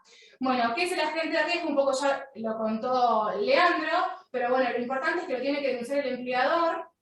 Por supuesto que la RT tampoco creo que se puede liberar de responsabilidad porque tiene que hacer un control de lo que el empleador denuncia como agente de riesgo, y en todo caso denunciar al empleador si no cumple con esa denuncia de los agentes de riesgo ante la Superintendencia de Riesgo del Trabajo. Entonces, cuando hay un RAR, que es un relevamiento de agente de riesgo, existen estos controles periódicos que vemos acá. Bueno, dentro del mismo expediente estaba esto, que también decía que había posiciones forzadas, gestos repetitivos, y es así, hay un listado de agentes de riesgo, dependiendo de cuál sea, tiene un número, como verán acá el código al costado, incluso en las denuncias de enfermedad profesional, hay un lugar, una casillita donde dice el código, y hay que poner este código. ¿Sí? En estos casos, como ejemplo que estamos dando, poníamos, bueno, a 811, ¿por qué? Porque es carga, posición forzada, gesto repetitivo de la columna vertebral lumbosacra. Entonces, dependiendo del tipo de riesgo, va a cambiar el número del código. Bueno, acá vemos la triple columna en un caso de hernia de disco, que recién preguntaban, bueno, igual el hernia de disco es como un mundo, creo que ni los médicos se ponen de acuerdo para saber cuándo es hernia o no hernia, no es tan sencillo. El tema de la protusión también entra en estos ejemplos. Bueno, entonces acá vemos en el baremo que tenemos un agente, ¿sí? Que es la carga, posición forzada, gesto repetitivo, de la columna lumbosacra. La enfermedad es la hernia discal, lumbosacra, no cualquiera, lumbosacra, en ese sector, ¿no? Con o sin compromiso radicular que afecte un solo sector columnario. ¿Qué significa? Que si tengo más de una hernia, ya no entra en esto, no es listada, es no listada. Entonces tengo que tener una sola hernia de disco y en el sector lumbosacro, para que sea listada. Obviamente con este agente de riesgo y con esta actividad, ¿sí? Que es tareas que requieran movimientos repetitivos, posiciones forzadas de columna vertebral, lumbosacra, que sería levantar, trasladar, mover, bueno, tareas de fuerza, ¿no? Bueno, y acá tenemos el aditamento que decía Leandro también, del tiempo de exposición. En estos casos, bueno, se ha determinado en 3 años de manera arbitraria, no sabemos por qué 3 y no 2 o 4, 10, bueno, mejor, ¿no? Que no sean 10. Pero bueno, en realidad es 3 porque sí, es al azar. Después de esto, vemos un ITM, que también lo comentábamos, a partir del año pasado la resolución le dio a las comisiones médicas la chance de que no se haga la audiencia médica presencial y que se pueda hacer este informe técnico médico donde dice requiere audiencia no, ¿sí? Para justificar la no realización de la audiencia presencial. Entonces después vamos a tener, después de esto, el dictamen. Y previo a esto vamos a encontrar el informe del asesor técnico de grado, donde analiza, por ejemplo, los plazos o la prueba grande en el expediente. Bueno, este es el final de un dictamen de comisión médica jurisdiccional, que es justamente del mismo caso donde había estos agentes de riesgo que les comenté y les mostraba recién, que es una enfermera, el agente de riesgo, según vimos, estaba denunciado, por eso había exámenes periódicos, y acá, sin embargo, dice el dictamen, en la parte final, en las conclusiones, que la actividad laboral no genera exposición al agente de riesgo vinculable a dicha enfermedad, que es la 811, ¿no? Como vimos en el código. Para ser considerada de carácter laboral, entonces es inculpable. No guarda relación etiopatogénica. Eso es lo que dice el dictamen. Por supuesto que había relevamiento de agente de riesgo, pero bueno, no tuvimos suerte. Una vez que la RT hace las cosas como corresponde y la superintendencia se aparta. Me encanta. No, y además que no, o sea, imagínate esta es la conclusión, o sea, no te da algo, o sea, ni siquiera es una explicación. Obviamente hay ofrecimiento de testigos de prueba, pero tampoco se abre a prueba. Es que las no listadas tienen la exigencia que sea un directo y exclusivo de las labores, y lamentablemente, bueno, los que son discopatías tienen, está como entendido que son factores multicausales, o sea, entonces es muy difícil, muy difícil. Sí, la mayoría de las veces terminamos en juicio, esa es la realidad. Hacemos el paso por comisión médica porque es obligatorio y ya sabemos que no va a haber más que un dictamen negativo y vamos a juicio, claro. Bueno, este es un caso donde empieza acá en un rechazo, pero esto la Comisión Médica Jurisdiccional dijo que sí, y ahora lo vamos a ver que sí estaba relacionado con el trabajo. Este es un caso del estudio del doctor Facundo Giampaoli, que muy amablemente me lo cedieron, porque yo no tengo ninguno que haya dicho que sí la jurisdiccional. Así que bueno, este es un caso de una denuncia de siniestro que, según el rechazo, no había agente de riesgo denunciado. Eso es lo que dice acá. Entonces, por supuesto, al no ver agente de riesgo, ya lo rechazan. Era tareas de un repositorio de supermercado, donde incluía tareas de fuerza, como dice acá, y el resultado de la resonancia había sido discopatías múltiples, ¿no? O sea que también, obviamente, estaba fuera del baremo. Bueno, este es el dictamen de Comisión Médica Jurisdiccional, que lo vemos en la última parte, que dice que sí. Entonces acá dice, ¿modifica lo establecido? Sí. Obviamente revierte el rechazo de la RT, entonces manda a dar prestaciones médicas, ¿no? Que acá lo vemos. Como les comentaba, cuando le hice el cuadrito del procedimiento, como acá la Comisión Médica Jurisdiccional dijo que sí, va a ir a la central, de oficio, ¿sí? Lo manda solito a Comisión Médica Central, sin que hagamos nada. ¿Para qué? Para que convalide o rectifique. ¿Sí? Eso es lo que habíamos dicho antes en cuanto al procedimiento. Ahora, vamos al final, este dictamen de Comisión Médica Central, que hizo, rectificó, no convalidó. No conseguí ningún ejemplo de convalidación, así que bueno, lamentablemente no tengo, pero bueno, acá dijo la Comisión Médica Central que no, que los elementos acompañados al expediente no permiten demostrar la concurrencia de agentes de riesgo, exposición, cuadro clínico y actividad, con la eficiencia causal directa respecto a la dolencia denunciada. Obviamente que también les cuento, porque yo vi el escrito de inicio de este caso y había un ofrecimiento de prueba igual de un juicio, totalmente completo, el testigo, por supuesto que no se abre prueba, entonces digo, si no tenemos chance de abrir la prueba, tampoco vamos a poder probarlo, ¿no? O demostrarlo, como dice acá, que los elementos acompañados no permiten demostrar, es que no nos dejan demostrarlo tampoco, si no se abre prueba. Bueno, hasta acá estamos con las cuestiones procedimentales. Espero que más o menos se haya comprendido. Les hago una referencia al COVID también, porque el COVID es una enfermedad profesional no listada, que tiene su procedimiento propio. No se va a regir por el procedimiento que les acabo de contar. ¿Sí? Les voy a hacer algunas referencias a COVID específicas, porque bueno, igual están acá las resoluciones para que si alguien tiene un caso pueda buscarlas y leerlo. Pero bueno, básicamente la Comisión Médica Central es la que interviene originariamente en los casos de COVID, salvo en una nueva resolución que salió este año, en los casos de rechazos de COVID, que va a ser el mismo tránsito de la jurisdiccional a la central. Pero en los demás que no sean rechazo, cuando yo tengo una enfermedad, una patología de COVID, o una enfermedad, o los casos de fallecimiento de COVID, tengo que hacer sí o sí el trámite en Superintendencia de Riesgo de Trabajo, va a iniciarse en la Comisión Médica Jurisdiccional, se va a dar traslado a la RT y luego se va a mandar a la Comisión Médica Central, ¿sí? Como se entiende originariamente, a los efectos de que esa enfermedad no listada sea declarada en ese caso concreto solamente como enfermedad laboral. Entonces, solo recién después de que la central diga que sí, y ahora voy a sumarle más información, ahí yo tendría el caso reconocido. No importa que sea esencial o no esencial, digo, porque esta era otra confusión. El esencial, que en su momento el médico o el enfermero o el personal policial, había una confusión respecto de que sí tenía que hacerlo. La tienen que hacer todos. Todos tenemos, nosotros los abogados tenemos que hacer esto en todos los casos de nuestros clientes, independientemente de la tarea que ellos hayan desempeñado. La diferencia está en que el personal de salud, todo el personal de salud, es considerado en un sentido amplio como de fuerza de seguridad, tienen una presunción iuris tantum a su favor. No tengo que probar el nexo de causalidad, no tengo que decir el médico se contagió de su compañero tal, acá está el COVID positivo del compañero, porque tengo eso allanado, ¿no? Se supone, por la presunción iuris tantum, de que es laboral, había un nexo de causalidad. Obviamente la RT en todo caso se tiene que encargar de desvirtuarlo, ¿sí? Pero en principio tengo que hacer el trámite y en todo caso no tendré que aportar esta prueba de nexo de causalidad. Pero en todos los demás casos que yo tenga, que no sean estos, específicamente establecidos en la norma, yo tengo que probarlo, que esa enfermedad fue producida como consecuencia de un contagio en el trabajo.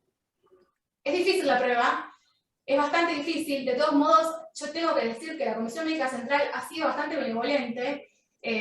Por lo menos en mi experiencia, he tenido casos que no tenía esa prueba fehaciente de un compañero una semana antes con un COVID positivo, y sin embargo lo hemos sacado adelante de todos modos, y Comisión Médica Central ha dicho que sí era laboral a casos que la verdad no había una prueba fehaciente de nexo de causalidad. Igual hicimos muchos esfuerzos para poder probarlo, pero realmente en ese sentido nosotros por lo menos hemos tenido buena experiencia. Bueno, respecto al COVID, eso de todos modos, si hay alguna cosa más específica de la documentación y demás, está todo enumerado en esta resolución, la 38 del 20. Bueno. Ahora no sé, Facu, cómo estamos de tiempo, porque prescripción me lleva un rato largo. Estaría faltando 15 minutos, Mariel. Tema importante. Sí, perfecto.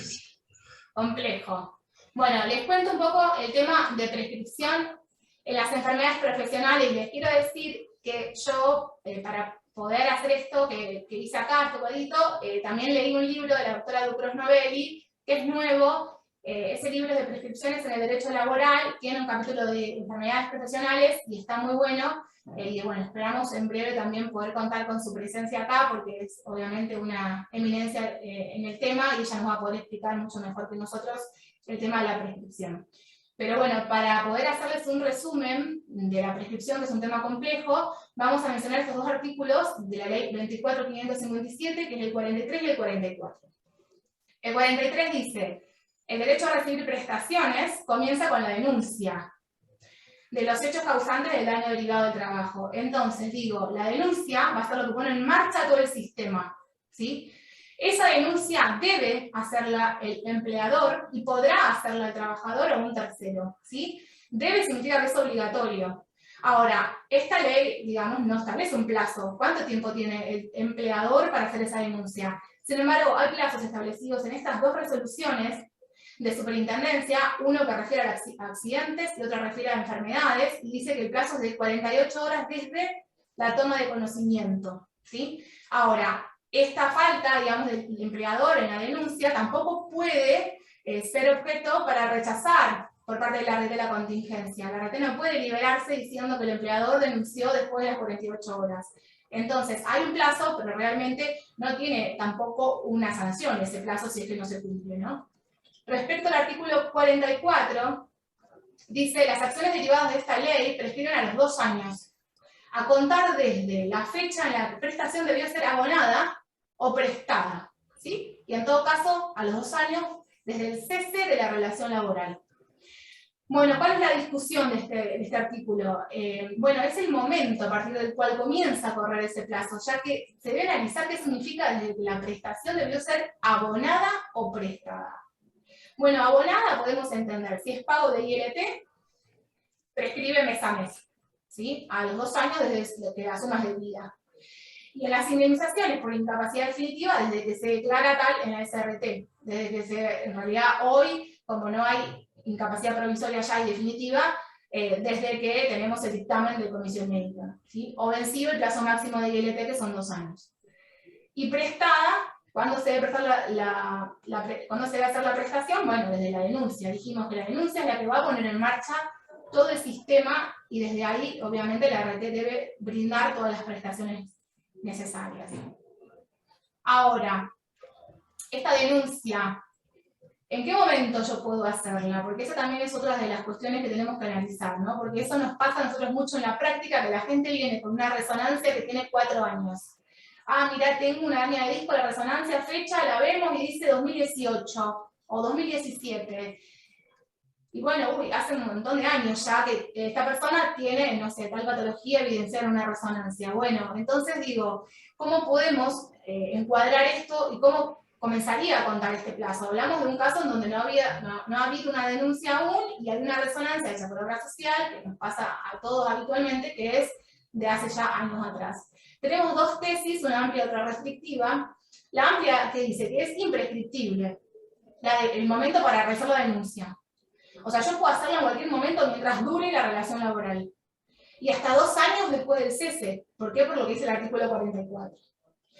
En esta tesis está Schiff y Ackerman. Después tenemos una tesis más restrictiva que considera que no hay una imprescriptibilidad en cuestiones de riesgo del trabajo, porque también considera que no forma parte de la seguridad social, así sí se justificaría una imprescriptibilidad, pero en estos casos considera que no, porque esto es un seguro que debe contratarse obligatoriamente por parte del empleador en un régimen de responsabilidad individual. Entonces no se puede entender que sea imprescriptible, pero bueno, en definitiva también tiene sus plazos para todos, por ejemplo, 2 años, ¿sí? Porque lo dice el artículo 44, y para formarlo pueden ser 5 años, ¿Por qué? Porque va a ir al Código Civil y Comercial de la Nación, al artículo 2560, donde contiene el plazo residual para aquellos casos en donde la ley no establece un plazo específico de prescripción. Ahora son 5 años, digamos, desde que yo tomo conocimiento, y ahora vamos a hacer hincapié en eso, ¿no? Para hacer la denuncia, pero cesada la relación laboral serían 2. ¿Por qué? Porque lo dice la ley especial en el artículo 44. Acá lo concreto, entonces, para decir desde cuándo yo tengo chance de hacer esta denuncia, se supone que desde que tomo conocimiento, pero no es simplemente tomar conocimiento de que tengo una patología, sino tomar conocimiento de que esa patología además se relaciona con el trabajo, y que esa patología relacionada con el trabajo me deja una secuela incapacitante. Yo tengo que relacionar estas cuestiones para decir, tomé conocimiento cabal de la existencia de mi enfermedad, y ahí yo tengo chance de hacer la denuncia. Entonces, también tenemos, respecto de las enfermedades de lenta evolución, que son aquellas que se pueden dar con mucho tiempo, entonces puede suceder que, cesada la relación laboral, hayan pasado esos 2 años, y la persona recién después haya manifestado que tenía alguna enfermedad que luego puede vincular al trabajo. Según lo que enseñaba Ferreiros, sería injusto que un acreedor, que en realidad no sabía de su acreencia, de esta existencia, digamos, pueda tener finiquitado su derecho por algo que no tenía conocimiento siquiera de que existía, ¿no? Estas son discusiones que en juicio se pueden dar, por supuesto, mientras más tiempo pase, más complejo va a ser para nosotros también poder, digamos, probarlo y soslayar el tema de la prescripción. La aclaración entonces que se hace acá, como decía recién, no es solo que tengo yo conocimiento de que una dolencia surgió a raíz de un estudio médico. Incluso yo no puedo tampoco pretender de que un estudio médico sea el punto de partida para que comience esta prescripción, sino que esta prescripción va a comenzar, como decía recién, cuando esta patología evidenciada en un estudio también el trabajador o trabajadora tenga la chance de saber que está relacionada con su trabajo y que le genera una incapacidad. Las 3 cosas son importantes. Ante la duda debe estarse el mantenimiento de la acción, ¿no? Porque la prescripción debe ser de carácter restrictivo, ¿no? Más en los casos de derecho laboral. Vamos a encontrar con respecto a la prescripción otro artículo, además de lo de la ley especial, el artículo 258, donde va a establecer también un plazo de prescripción de la ley de contrato de trabajo. Dice: las acciones provenientes de la responsabilidad por accidente de trabajo o enfermedad profesional prescriben a los 2 años, desde la determinación de la incapacidad o el fallecimiento de la víctima. ¿Sí? Puede entenderse para algunos autores de que este artículo es más restrictivo respecto a lo que dice la ley especial, por ende, también de acuerdo a lo que la doctora Ducros Novelli considera en su libro, esto es más restrictivo, por ende podría considerarse que está estrictamente derogado por la ley especial que es posterior. Bueno, acá tenemos este tema de la responsabilidad de prescripción fundada. En realidad, acá hay fallo, yo se los voy a dejar al Power para que después lo vean. Hay fallo de provincia, hay un fallo de la Corte Suprema de Justicia de la Nación, que no es específicamente de prescripción fundada, pero que tiene que ver con el tema de la gratuidad del sistema para el trabajador. Y obviamente nosotros tenemos chance de plantearlo si quisiéramos hacer una demanda en los casos de enfermedad profesional no listada, porque por supuesto que la petición fundada, que es supuestamente una exigencia de las resoluciones, cuesta dinero, y el trabajador tiene el principio de gratuidad a su favor en materia laboral.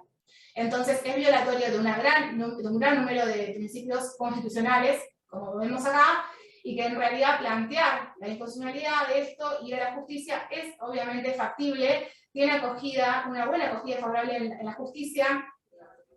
También quiero mencionar que hace unos poquitos días un colega subió a AFTE una sentencia de Capital donde decía de que no había aprobado el letrado que había intentado iniciar el trámite en superintendencia. Entonces, bueno, vos venís acá diciendo que tenés esta exigencia, pero no probaste haber intentado iniciarlo. Esto, digamos, es realmente diabólico, porque nosotros, hoy es presencial. Si yo hoy voy a intentar iniciar un trámite de estos sin la petición fundada en la mano, la Comisión Médica no me deja iniciar el trámite. Entonces, ¿qué voy a hacer? Tengo que pagar también un escribano para que venga conmigo y que vea cómo no me dejan iniciar el trámite. Esa sería la exigencia de esta sentencia, porque realmente es increíble. Bueno, y después tenemos este fondo fiduciario de enfermedades profesionales, quizás ustedes lo sepan, pero todas las enfermedades profesionales van a ser pagadas a través de este fondo, si bien la ART obviamente de sus fondos pagará lo que fuese, después le va a ser devuelto de este fondo fiduciario de enfermedades profesionales, que también es el que va a pagar los casos de COVID, y ahora el fondo está un poco quizás con problemas, muchos casos de COVID hay, entonces bueno, en realidad por eso creo yo, una conclusión mía, están tardando también tanto las homologaciones en los casos de COVID. Bueno, y hasta acá llegué yo, Facu. Muchas gracias. Excelente, Mariela. La verdad, extraordinario. Fuiste tocando absolutamente todos los temas. Leandro también. Impecable la disertación. Es un tema bastante complejo. Realmente en todo lo que tiene que ver con las enfermedades listadas, no listadas, yo creo que la enfermedad presuntiva de COVID es una nueva categoría de contingencia cubierta. Y bueno, como vos decís, María, hay un montón de implicancias. La discusión de este caso, permitime agregar, del tribunal que le exige al abogado que acredite la imposibilidad de iniciar el trámite, digamos, sin la petición fundada, realmente coincido con vos en que es una prueba diabólica, ¿no? Le están pidiendo al letrado que pruebe un hecho negativo que surge de la propia normativa. Sin perjuicio de eso, yo quiero aclarar que nosotros, uno de los antecedentes que vos citaste, que es Esquivel, es un fallo que sacamos en el estudio, y previendo este tipo de interpretaciones que a veces uno dice no puede ser que surjan, pero surgen, lo que hicimos para evitar, digamos, el pago de un escribano fue intimar por carta documento al titular del servicio de homologación de la jurisdiccional correspondiente a que den inicio al trámite. Iniciamos un reclamo por TAT también, en ese entonces presencial, pero se puede hacer por TAT a la sede central de la SRT para acreditarle al juez que no se puede dar inicio al trámite sin petición fundada, aunque obviamente surge de la propia normativa. Pero bueno, hay muchas veces que uno tiene que recomendarle a los colegas que realicen cuestiones que no deberían realizar simplemente para evitar este tipo de resoluciones jurisdiccionales que lo único que hacen es volver siempre al trabajador en una especie de ping-pong, ¿no? De la comisión médica nos rechazan, vamos a la justicia, nos mandan de vuelta a la comisión médica, y la realidad es que no se entiende cuál es la lógica de esta instancia administrativa. Pero la verdad, chicos, yo los felicito, el chat están todos felicitándolos también, pero no hay preguntas más respecto de esto, creo que todas se hicieron, digamos, durante la disertación de Leandro. Creo que también introdujiste un poquito el tema que tiene que ver con la prescripción en este tipo de acciones, que también es un tema interesantísimo, porque uno muchas veces repite son 2 años, pero yo, parafraseando a la doctora Ducros Novelli, diría que lo importante en la prescripción no es tanto el plazo, sino desde cuándo comienza a correr el mismo. Así que ojalá, Mariela, que puedan citarla en el futuro a Daniela Ducros Novelli para que venga a dar una charla, porque realmente hay muchas veces que uno se autorrestringe, y en realidad tenemos que dar este debate, porque hay muchos casos que entendemos que están prescritos, cuando en realidad para mí no lo están. Si no hay acción disponible, mal podría prescribir una acción que todavía no está a disposición del trabajador. Y como vos decís, el trabajador tampoco es médico, y hay que diferenciar entre el síntoma y una secuela incapacitante, ¿no? Porque no necesariamente sea al mismo tiempo, como bien aclaró Leandro. Uno puede saber que tiene una contingencia, una secuela, pero la determinación, o sea, un síntoma, pero la determinación de la secuela que le va a quedar no necesariamente la va a conocer en el momento el trabajador, lo puede hacer mucho tiempo después, y tampoco es médico como para poder prever cuál es, digamos, la secuela incapacitante que va a quedar. Sí, Facu, perdóname, que siempre hablamos con Mariel, la falta de orientación que tiene el trabajador por parte tanto de su empleador como de la ART. Después, por ejemplo, se inicia un trámite por rechazo, por accidente, lo que fuera, y en el historial de siniestros vemos que el trabajador tiene 5 o 6 supuestos accidentes con lumbalgia postraumática, que en realidad es una lumbalgia, o sea, es una enfermedad profesional.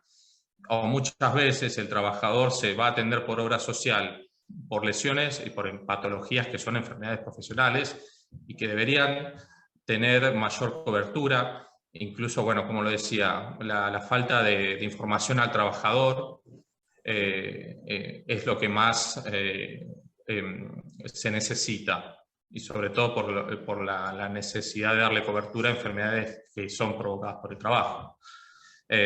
Bueno, eso más que nada. Sí, las enfermedades profesionales terminan en juicio, en líneas generales. Sí. Es así, Sí. es la realidad. Es imposible que nosotros podamos resolver una enfermedad profesional en la instancia de superintendencia. Y esto también hay que visibilizarlo, y esto no es normal.